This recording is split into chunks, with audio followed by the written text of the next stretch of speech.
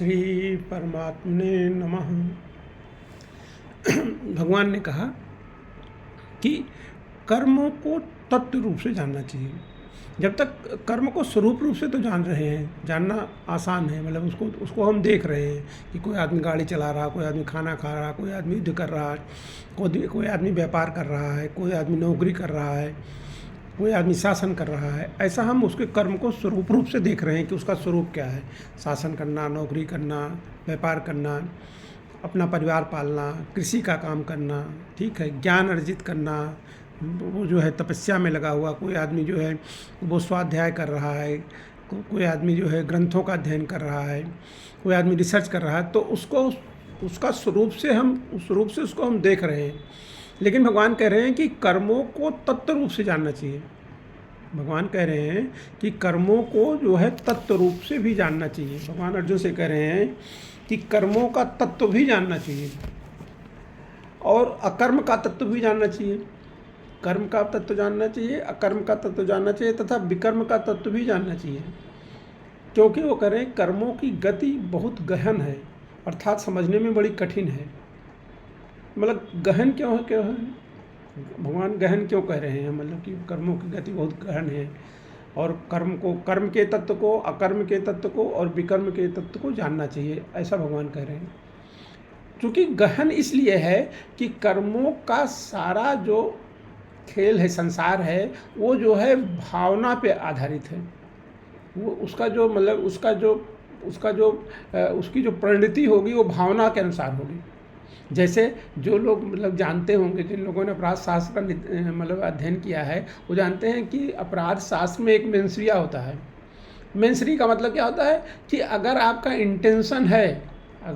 Intention है तब आपको उस कर्म का फल मिलेगा। अगर आपका इंटेंशन नहीं है तो आपको उस कर्म का फल नहीं मिलेगा। जैसे आपने किसी के घर का ताला तोड़ दिया तो आपको ताला तोड़ने का आपने अपराध किया, लेकिन अगर ये पता चल जाए, ये मालूम हो कि भाई आपके पीठ पे बंदूक लगाकर किसी ने आपसे ताला तोड़वाया है, मतलब आपका इंटेंशन नहीं था ताला तोड़ने का, ताला किसी ने आपको फोर्स करके, बाध्य करके तोड़वाया है, तो आपका इंटेंशन है, तो उस कर्म का फल आपको नहीं मिलेगा।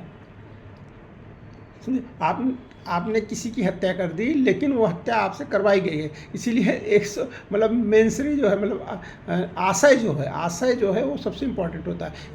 तो हर कर्म के पीछे आशय ढूंढना, तो वो हर कर्म के पीछे आशय ढूंढना, तो आपको पता चल जाएगा कि ये हर कर्म के पीछे आशय ढूंढना बहुत गहन बात है। मतलब हर कर्म के पीछे क्या आशय हो सकता है, वो भी बहुत कठिन बात है।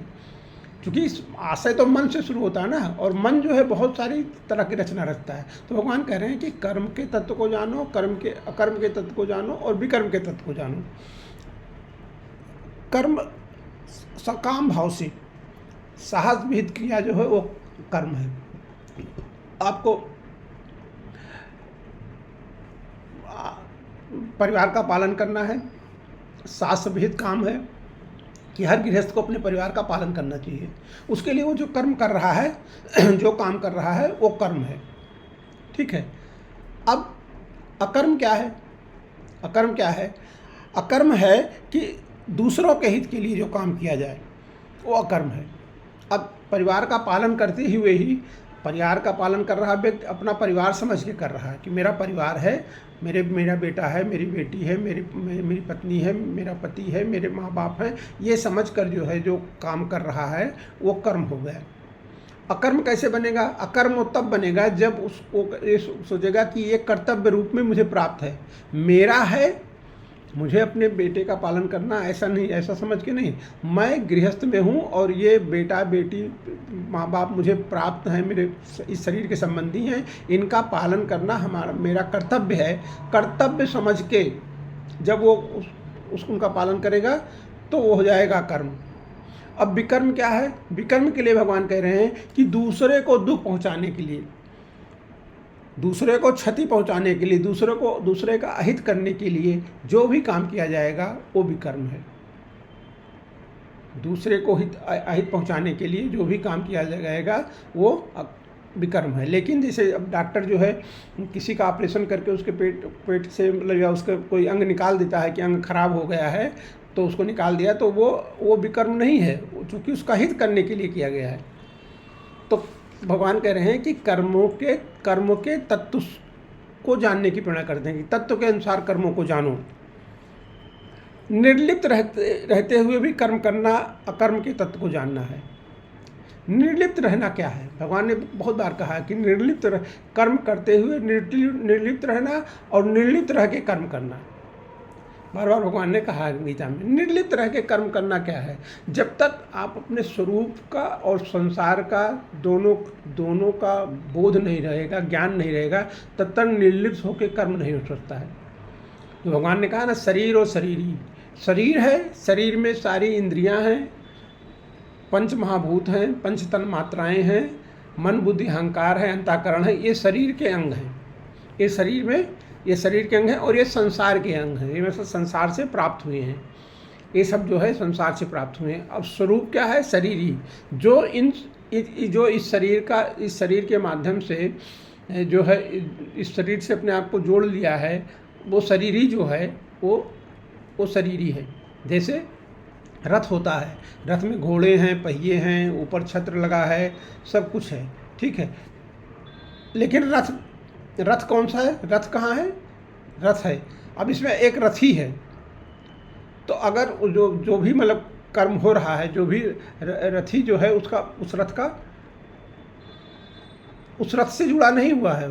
तो ऐसे ही जो रथी है वो रथ से नहीं जुड़ा है, लेकिन वो रथी है। वो क्या है? रथी है। ऐसे ही शरीरी जो है वो शरीर का अंग नहीं है। उसने सब शरीर से जोड़ लिया अपने आप को, तब उसको ये सब भास हो रहा है। तो अपने आप को स्वरूप रूप से अलग जानना कि मेरा जो स्वरूप है वो क्या है। स्वरूप जो है वो क्या है? हमारा स्वरूप है सत, चित और आनंद। मतलब परमानेंट है, सत है, हमेशा है, भूतकाल में भी था, मैं अभी भी हूँ और आगे भी रहूँगा। चित क्या है? चेतन अवस्था है हमारी। मतलब हम सोच समझ सकते हैं, महसूस कर सकते हैं, वो चेतन अवस्था है। चित्त है, चिंतन चलता है, विचार कर सकते हैं, वो है। और तीसरा है आनंद। चूँकि हम कुछ मतलब भोगेच्छा नहीं है, कुछ भोगना नहीं चाहते हैं, तो मुझे न सुख है, न कोई मेरा अपना है, न कोई पराया है, इसलिए न कोई राग है, न द्वेष है, इसलिए जो है मेरा उससे कोई संबंध नहीं।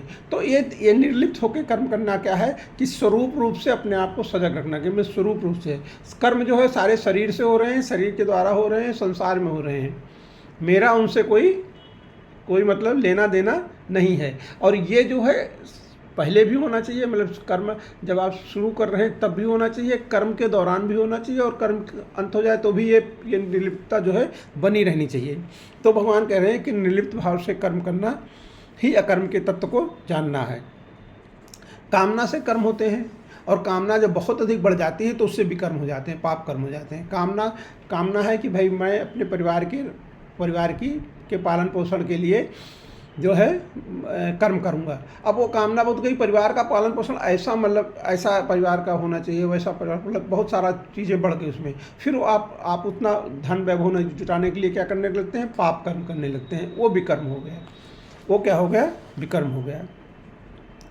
भगवान कहते हैं कि कर्मों के, और ये हर कर्म की कहानी बड़ा गतिहीन है। भगवान ने कहा कि कौन सा कर्म मुक्त करने वाला और कौन सा कर्म बांधने वाला, इसका निर्णय करना बड़ा कठिन है। क्योंकि हो सकता है आपने निर्लिप्त भाव से कर्म शुरू किया, लेकिन कर्म करने के दौरान आपका निर्लिप्त भाव नहीं रह गया, आप उसमें लिप्त हो गए।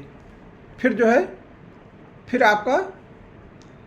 आपका वो जो अकर्म होता था वो कर्म हो जाएगा। फिर वहाँ पे कर्मों के द्वारा आदमी बन जाएगा।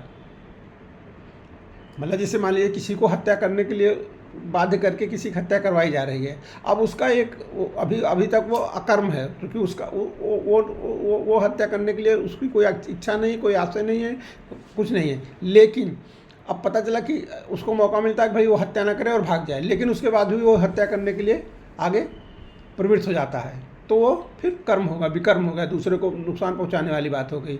तो ये कर्म अकर्म विकर्म की जो तत्व रूप से जानना बहुत कठिन है। तो ये कह रहे हैं, भगवान कह रहे हैं इसको तत्व रूप से जानना चाहिए। बिना इसको तत्व रूप से जाने जो है मुक्ति नहीं होती है कर्म से। जो मनुष्य कर्म में अकर्म देखता है और जो अकर्म में कर्म देखता है, वो मनुष्यों में बुद्धिमान, वो योगी है और संपूर्ण कर्मों को करने वाला है। जो कर्म में अकर्म देखता है और जो अकर्म में कर्म देखता है। क्या मतलब होता है भगवान, इसका क्या करें? कर्म में अकर्म देखने का तात्पर्य है कि कर्म करते हुए या ना करते हुए उससे निर्लिप्त रहना। मतलब उसमें अब कर्म उसको वहाँ पे ये मतलब ये डिस्टिंक्शन रखना दोनों में कि कर्म जो है शरीर से द्वारा हो रहे हैं, शरीर के द्वारा हो रहे हैं, संसार में हो रहे हैं, मेरा उनसे कोई लेना देना नहीं है।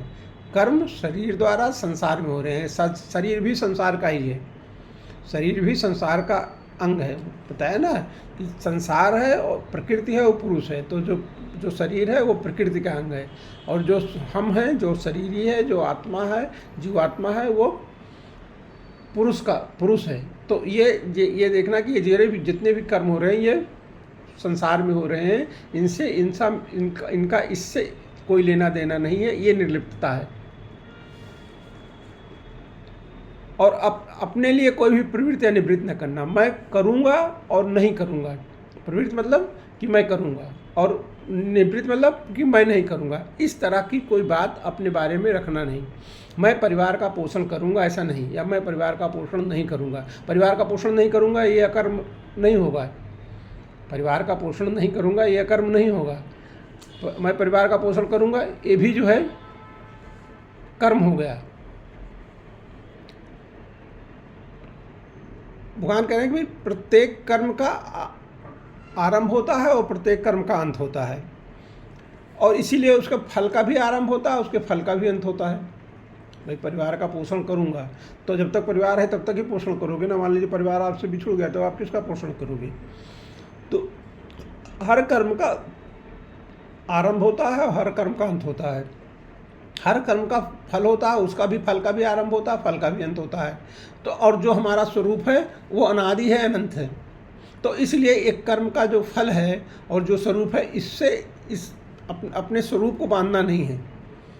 अपने स्वरूप को, क्योंकि वो परिवर्तनशील है या परिवर्तनशील है, तो परिवर्तनशील से अपरिवर्तनशील नहीं बंधेगा, और अपरिवर्तन से परिवर्तनशील को बांधना नहीं चाहिए।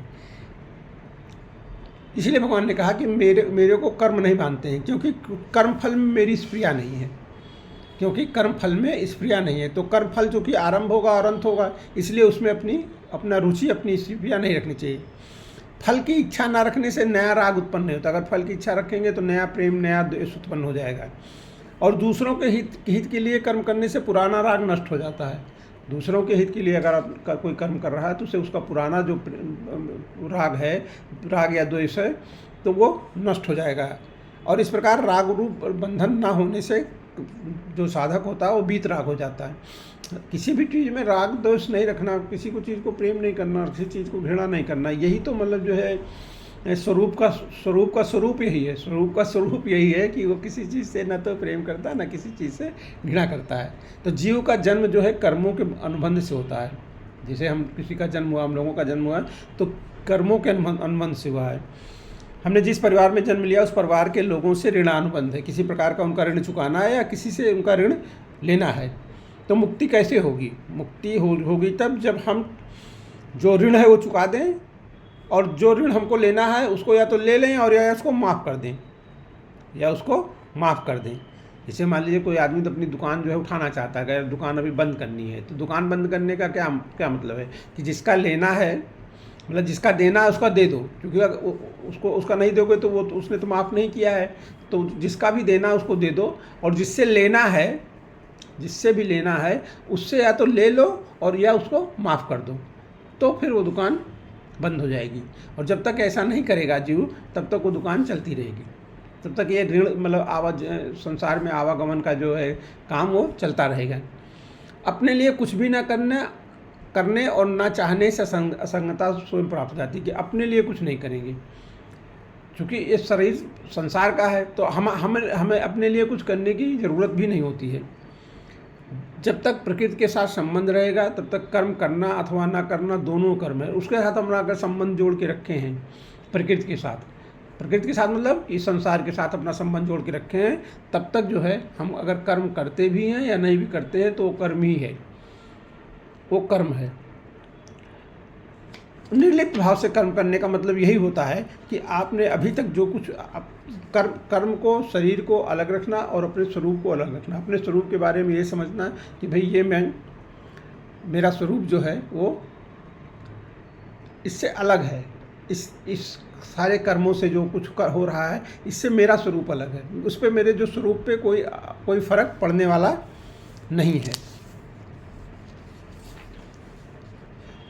भगवान कह रहे हैं कि जिसके संपूर्ण कर्मों के आरंभ संकल्प और कामना से रहित हैं और जिसके संपूर्ण कर्म ज्ञान रूपी अग्नि से जल उठे हैं, उसको ज्ञानी जन भी पंडित कहते हैं। मतलब कर्म जो है सारे कर्म वो संकल्प और कामना से रहित हैं। संकल्प मतलब कि मैं करूँगा, मतलब संकल्प तभी होगा ना जब किसी चीज़ में सुख बुद्धि होगी। किसी चीज़ में सुख बुद्धि होगी तो उसको प्राप्त करने के लिए आदमी संकल्प करेगा और फिर उस कर्म के भोग को पाने के लिए कामना करेगा कि यार इससे जो है ये मतलब अच्छा है, इसको मुझे प्राप्त होना चाहिए। तो भगवान कह रहे हैं कि कर्मों के आरंभ में संकल्प और कामना से रहित हैं। ना संकल्प है और ना कामना है। मैं करूँगा ऐसा कुछ नहीं है, मैं कर रहा हूँ वो बात अलग है, लेकिन मैं करूँगा ऐसा नहीं है। और कामना से रहित है मतलब फल में उसकी बुद्धि में नहीं है। और जिसके संपूर्ण कर्म ज्ञान रूपी अग्नि से जल गए। ज्ञान रूपी अग्नि वही कि मैं स्वरूप बुद्ध से किसी कर्म में लिप्त नहीं हूँ। ये शरीर का काम है, शरीर का काम है, ये इसमें कर्म हो रहे हैं, कर्म इसके द्वारा कर्म हो रहे हैं, वो संसार में उसका फल मिल रहा है, उससे कर्म का फल जनरेट हो रहा है, लेकिन मुझे उसका फल भोगना नहीं है, मुझे उसके फल में कोई इच्छा नहीं है, तो कोई स्प्रिया नहीं है फल भोगने की। तो वो जो है ऐसे व्यक्ति को जो है बुद्धिमान कहते हैं। ज्ञानी जन जो है उसके ऐसे व्यक्ति को बुद्धिमान कहते हैं। भगवान कह रहे हैं कि जो कर्म और फल की आसक्ति का त्याग करके आश्रय से रहित सदा तृप्त है, वो कर्मों में अच्छी तरह लगा हुआ भी वास्तव में कुछ नहीं करता है। क्या कारण? मतलब कर्मों में लगा हुआ है, उसका वो जो है सब कर्मों में लगा हुआ है, लेकिन वो इसके बावजूद भी कुछ नहीं करता है। उसके लिए क्या क्या कंडीशन भगवान ने बताई है कि कर्म और फल की आसक्ति का उसने त्याग कर दिया है। कर्म और फल की आसक्ति का त्याग कर दिया है और आश्रय से रहित है और सदा तृप्त है और कर्मों में अच्छी तरह लगा हुआ है। ये चार चीज़ें बताई भगवान ने उसके लिए कि भाई वो ऐसा व्यक्ति जो कर्मों में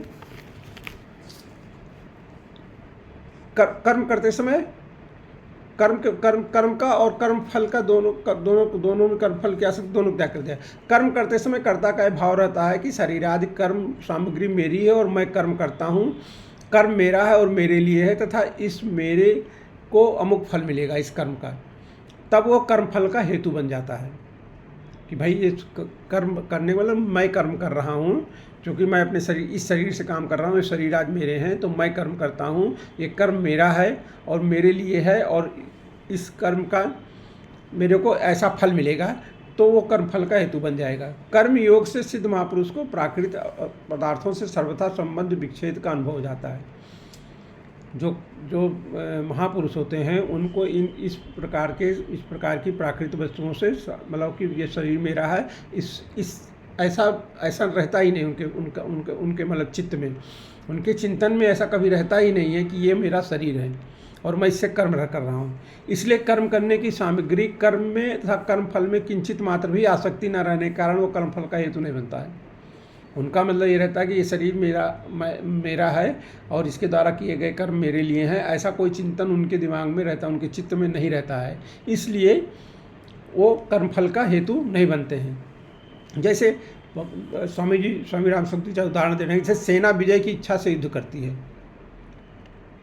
विजय होने पर विजय सेना की नहीं परंतु राजा की विजय मानी जाती है। युद्ध सेना करती है लेकिन विजय किसकी इच्छा से करती है? विजय की इच्छा से सेना युद्ध करती है, लेकिन विजय किसकी मानी जाती है? राजा की मानी जाती है, क्योंकि राजा ने ही सेना के जीवन निर्वाह का प्रबंध किया है। राजा ने ही सेना को जो है वो सारी सामग्री दी हुई है जिससे कि वो युद्ध कर सके, और युद्ध करने की प्रेरणा भी राजा ने दी हुई है, और सेना भी राजा के लिए ही युद्ध करती है। इसी प्रकार जो शरीर है, इंद्रियां हैं, मन है, बुद्धि है आदि कर्म सामग्री के साथ संबंध जोड़ देने से ही जीव उनके द्वारा किए गए कर्मों के फल का भागी बन जाता है। कर्म का फल काम किसने किया? काम किया सेना ने, युद्ध किया सेना ने, फल किसको मिला? राजा को। फल को राजा को मिला। राजा को फल क्यों मिला? राजा को फल इसलिए मिला कि उसने सेना को युद्ध करने की सामग्री दी है और युद्ध करने की प्रेरणा दी है। ऐसे ही जो अगर जीव ये सोचेगा, जीव जो है चूँकि ये कर्म शरीर से हो रहे हैं और जीव शरीर से अपने आप को जोड़ लेता है, तो इसलिए जो है उसके द्वारा, इस शरीर के द्वारा किए गए फलों का जो भोगता है वो जीव बन जाता है। अगर उसको अगर राजा को जो है उस सेना से कोई संबंध नहीं जोड़ता है, राजा उस सेना से संबंध नहीं जोड़ता, तो भले वो राजा है लेकिन उसको कर्म का फल नहीं मिलेगा। तो वो कह रहे हैं अच्छा, इसी तरह से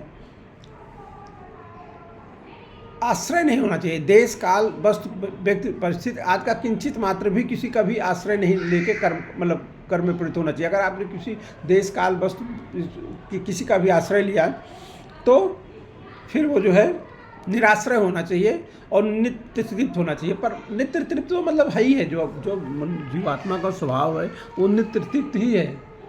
उसको मतलब वो आत्माराम ही है। उसको कोई कर्म करके, कोई फल करके, इकट्ठा करके उसको भोगने की ज़रूरत नहीं है। भोगने की ज़रूरत तो इस शरीर को है। इस शरीर जो है, ये मन जो है इस शरीर के माध्यम से वो सब भोगना चाहता है। उसका जीवात्मा का कोई लेना देना नहीं है। जीवात्मा तो इस सारे पचड़े में इसलिए फंस जाता है कि वो शरीर को अपना समझ लेता है, अपना मान लेता है। जो कर्मयोग से सिद्ध महापुरुष है, निराश्रय होकर संसार के आश्रय से सर्वथा रहित होते हैं, इसलिए वो स्वतः शुद्ध नित्य तृप्ति का अनुभव करते हैं। अगर मनुष्य जो कोई भी महापुरुष जो है वो चूँकि इस संसार का आश्रय नहीं लेता है, शरीर भी संसार में ही है, शरीर भी संसार का ही है, तो चूँकि शरीर का आश्रय नहीं लेता है इसलिए वो नित्य तृप्त रहता है। कर्मयोग से सिद्ध महापुरुष के लिए सब कर्म सांगोपांग रीत से होते हैं।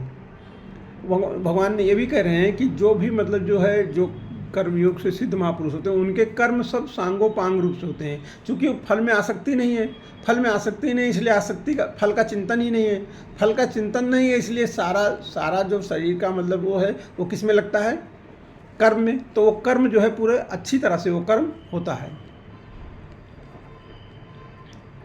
फिर भगवान कह रहे हैं कि अभी तक उन्होंने निर्लिप्तता की बात की थी, अब भगवान आगे कह रहे हैं कि जिसका शरीर और अंतःकरण अच्छी तरह से बस में किया हुआ है, जिसका अपने शरीर पे भी बस है और अंतःकरण पे भी बस है।